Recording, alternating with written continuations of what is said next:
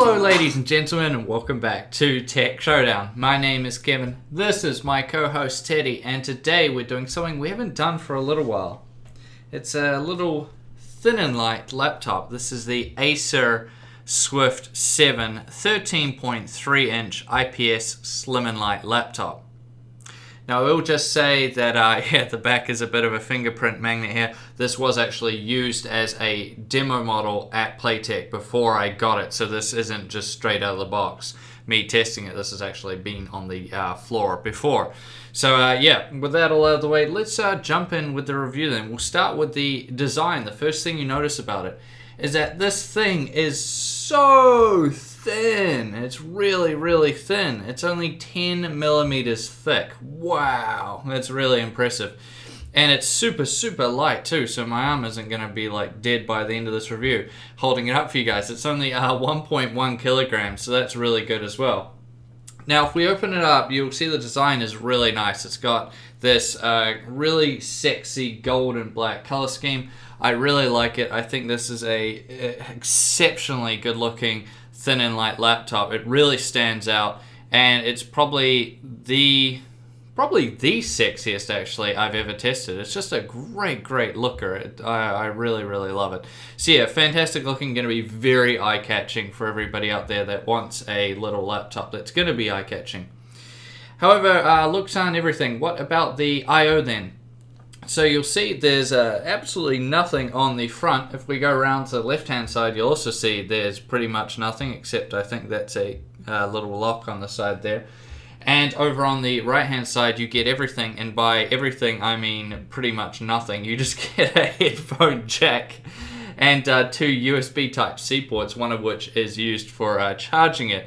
So yeah, this is probably going to be something you might need to use a lot of dongles with and adapters and stuff, which I know a lot of you guys don't really like, but yeah, it's just probably going to be one of those things.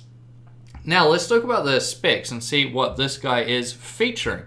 So as far as the specs goes, as I said before, it's a 13.3 inch display that is a 1080p screen. Now as far as the CPU goes, it's the Intel i7 7Y75 CPU. That's a dual core 14 nanometer with hyper-threading and as a turbo speed of 3.6 gigahertz. That's pretty good. That should get you by for everything you need this laptop to do. In terms of memory, it's coming with 8 gigabytes of low-power DDR3.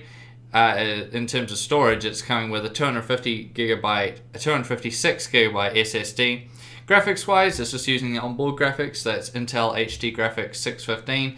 Communications-wise, it's coming with 802.11ac and, of course, Bluetooth. And dimensions-wise, it's coming in at 324.6 millimeters wide, 229.6 millimeters deep, and of course 9.98 millimeters tall, so basically 10 millimeters thick.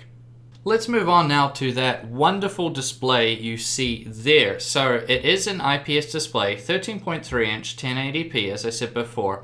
It's very colorful. Being IPS, that's one of the best things about it. Very bright. Viewing angles are pretty good for the most part. IPS does do a lot better than TN, but it does sort of dim off a bit. I think that's more the coding on the screen rather than the panel itself. But yeah, it still does a pretty good job there. The only issue I really take with it is it seems slightly inaccurate at times in color, only slightly when I compare it to, the desktop PCs and stuff, comparing the same picture. But yeah, it's not really a big deal at the end of the day, and as far as the screen overall, I would say it does a very good job. Now let's move on to the sound. So it has two bottom-mounted speakers, which you're going to be like, and I know, I was the same way, but they did much better than I was expecting. They were actually really good. They go really loud for a little thin and light. And the sound quality is actually pretty decent. I was listening to music on this, it sounded fine. Yeah, it'll definitely be good enough to get you by, that's for sure. So yeah, I really like it in terms of sound quality. Of course, I would have liked to have seen front-facing speakers, but I'm sure there's a reason why they didn't include it. Something to do with the design and having to pack everything in.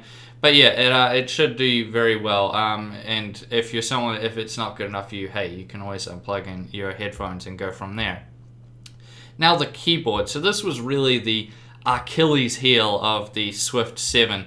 Because a lot of laptops now actually come with pretty decent keyboards, but it wasn't the case with this one. So the layout wise, it's pretty like compressed, I would say, but that's not really anything new for thin and lights. They usually have quite compressed keyboards. It's more the key feel.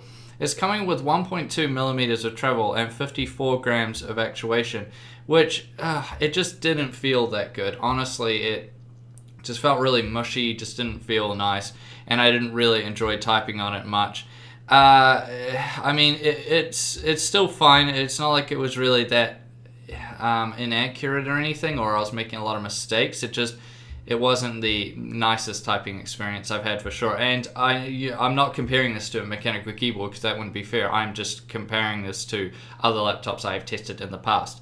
So yeah, I didn't really like it. This would be something that Acer really should revise in the future. I think it would be really good for them to maybe take a second look at this keyboard and fix it where they can and just make it a bit better, because I think if they made the keyboard really good on it, yeah, it would really bring the whole laptop as a whole up in terms of quality.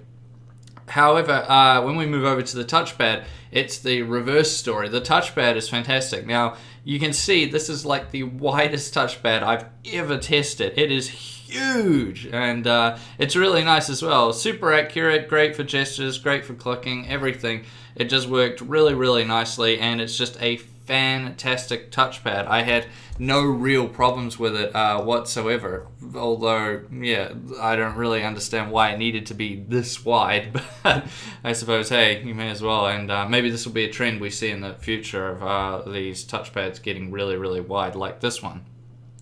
Now let's move over to the performance. So this isn't a gaming laptop, so I didn't test it with games because that's not fair. So all I did was just test the CPU performance and of course test it in casual things, you know, browsing the web, seeing for any lag or stuttering or any issues like that. And for all of that stuff, it was absolutely perfect. Browsing the web, media consumption, all of that, it just breezes through it. So there's no worries there. And performance-wise, I didn't see anything personally that made me question it. I think it did a really good job.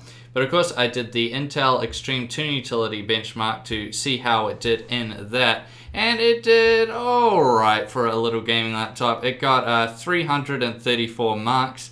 So, that's okay. That's, pretty good. For a little thin and light anyways, that should be enough. As I said, this isn't going to be used for gaming. If you are going to want to game on it, it's not going to do very well. So you would only have to stick with very, very casual type games. But for everything else, browsing web and that, it's absolutely fine. And that brings us to heat and noise. So was it noisy and did it get hot? So again, for casual stuff, browsing web and that, I had it on my lap and I would be, doing all that stuff, and it was just fine. Honestly, I didn't notice anything with it. It did get slightly warm, but definitely not like burning my lap or something like other ones certainly do. So that was really good. And then when I was doing the testing, it only went up to 66 degrees Celsius, which again is very, very solid. And there's absolutely no noise. I don't even believe this has a fan in it. So yeah, there was absolutely no noise when it came to this laptop. It was just perfect in that regard. So yeah, really, really good in terms of heat and noise. Nothing to worry about there. Let's move over to battery life. So a good thing about thin and lights is generally they have very good battery life. That's kind of like one of the main priorities with them. And that was the case here. So depending on how you use it and what settings you run, you should get between, it's hard to say, but you'll probably get between 7 to 9 hours. 9 hours at the maximum if you run very conservative settings on it, and 7 hours would be on the lower end if you're running quite high brightness, watching a lot of YouTube and things like that. You should be getting around that amount. So yeah, very, very good there. It charges up very quick too, and yeah, in terms of battery life, that's about average for a thin and light these days, but in terms of compared to all laptops, that is very, very good, and that should do everyone very well. If you're going to be taking this to work or to class or anything like that, it should do very well in terms of battery life.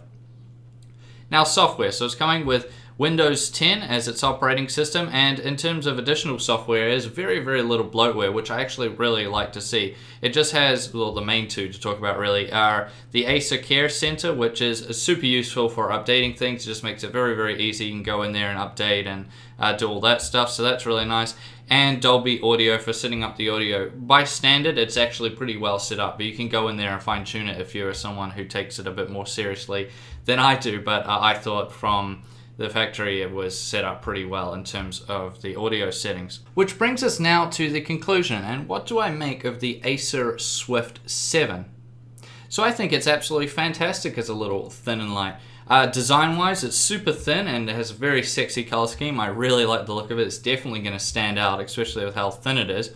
Display-wise, the IPS 1080p display is very good, and I only had a little bit of issue with the color accuracy there. The speakers were way better than I expected them to be, definitely not super tinny like I was expecting, and they actually go decently loud. The keyboard though was a big letdown. It was mushy, it felt compressed. I didn't really like it, to be honest, and that could be an area where Acer improves this for the next model for sure. The touchpad, however, was great. It's massive and it's pretty accurate as well, so I really liked that. The performance will be good enough for all your casual stuff, browsing web, media consumption, all that. It'll be definitely good enough. And heat-wise, it's also pretty decent. It gets a bit hot if you're doing something super strenuous, but just with casual stuff in your lap, you probably won't notice it, and there's absolutely no noise.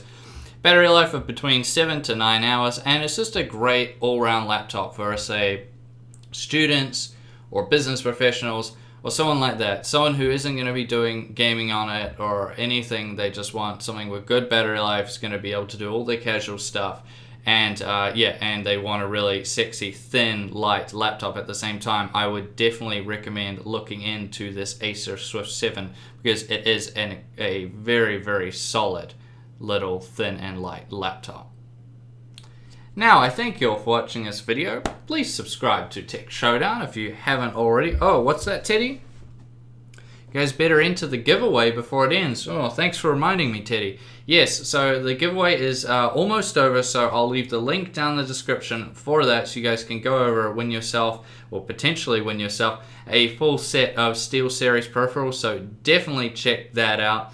And as always, I'll see you guys next time.